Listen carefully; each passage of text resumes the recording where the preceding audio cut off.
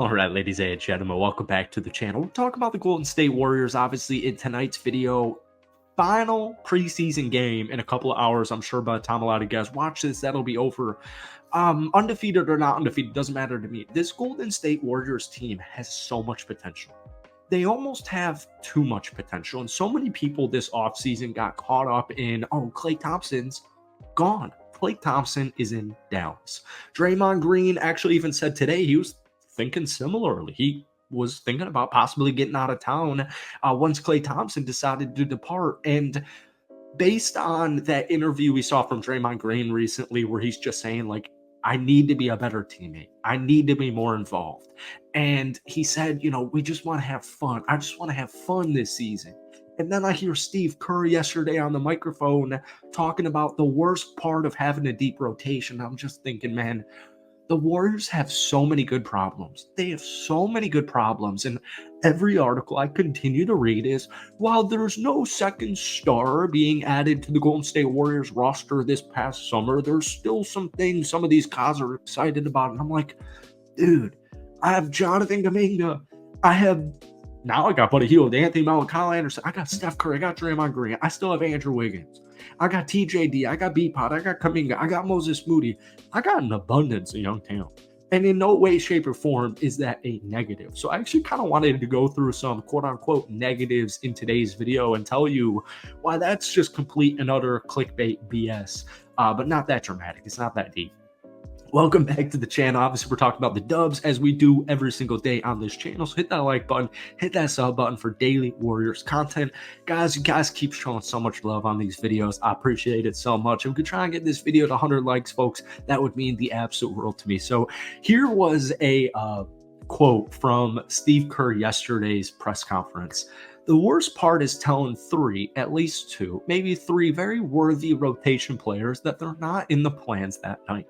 The best part is when those guys aren't available and you can still play with depth and try to play the way that we're playing. Feisty defensively, sprinting, running. We have the depth to do that for the season, but it's no fun telling guys that, especially the guys who have earned it. I would say, including Lindy Waters, I think we have 13 players who have earned a spot in the rotation. Folks, this is a phenomenal problem to have that the Golden State Warriors have not had at a consistent, reliable basis in the last few years since the championship 2022 season. Most likely, like we saw all preseason, there's guys playing for spots.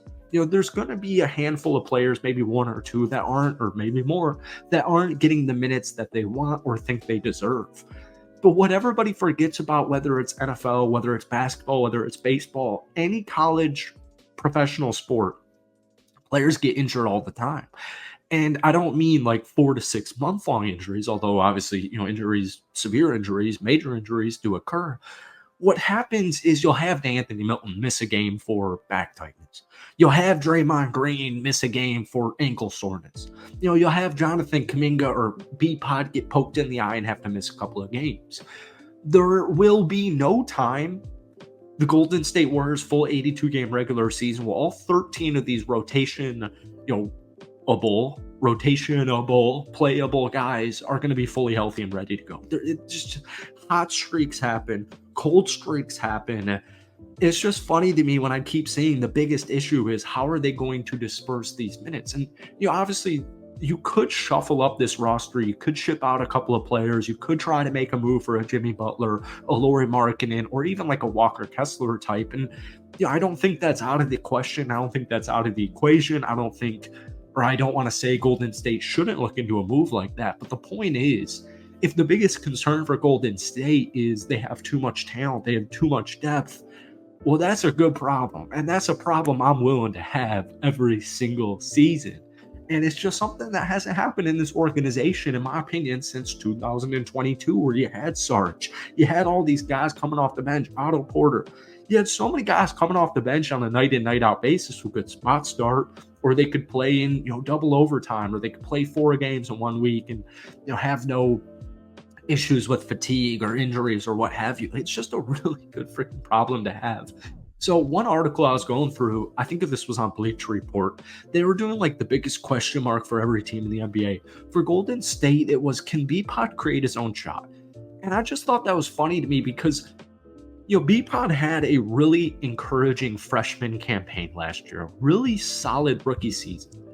And whether he's starting or coming off of the bench, I think him getting implemented into that starting lineup kind of pissed off Klay Thompson and just kind of had this negative energy surrounding the locker room once B-Pod started getting some of these starts.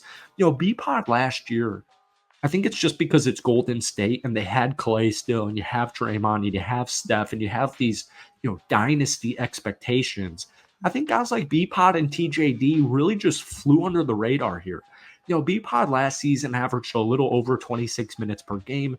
He had 9.2 points, about 6 rebounds, about 4 assists, pretty much a steal a game. He shot 45% from the field, but he also shot 38.5% from downtown.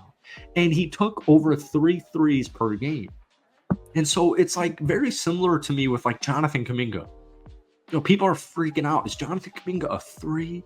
Is he a 4? Can he be an undersized 5? Is he a 3.5? Is he a 4.5? Is he a 4.2? Is he a 4.1? Oh, the Golden State Warriors don't know what Jonathan Kuminga's position should be. If he's a 4, doesn't that mean he can't play with Draymond Green and Andrew Wiggins and a center? You can't play all 3 of those guys with a big who can't shoot, right? Shouldn't they have added a floor spacing big if Kuminga's a 4? And there's just like so many of these stupid ass questions, man. I just think these are all stupid. Can B-Pod create his own shot? He's a freaking NBA player. I assume he can create his own NBA shot. Does he need to? At times, once you get into playoff talk or playoff games, yeah, some defenses are going to have him, just dare him to shoot, dare him to finish in one-on-one coverage. When you have a guy like Steph Curry out there on the court, I don't care who can create their own shot off a whim. Like, I really just don't care. The 2 questions I saw for this video: can B-Pod create his own shots? And is Jonathan Kuminga a 3 or a 4 or an undersized 5? It's just like, I don't know. I don't really care. None of these are issues for me.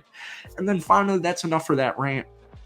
Draymond Green, headliner today, regrets being distant from Warriors after punching Jordan Poole. He did an interview with Mark J. Spears over with Anscape, and he explained how he kind of disengaged from the Golden State Warriors, and he is now inspired to get back into the mix. And he had a bunch of quotes for it. He was outside of the team last year for 3 reasons: being a family man and a wife with 3 children, a been there, done that NBA veteran mentality, and a belief that he needed to be less engaged after punching Jordan Poole in a 2022 practice. And it just feels good to have Draymond Green's mindset more so being back on basketball and being back on this Warriors team. And I think having a leader like that back and engaged, I think that really goes an extremely long way for the entire locker room in general. So, folks, that's it for tonight. Hit that like button, hit that sub button for daily Dubs content. But give me your thoughts heading into the regular season down below. We'll see you tomorrow. Peace.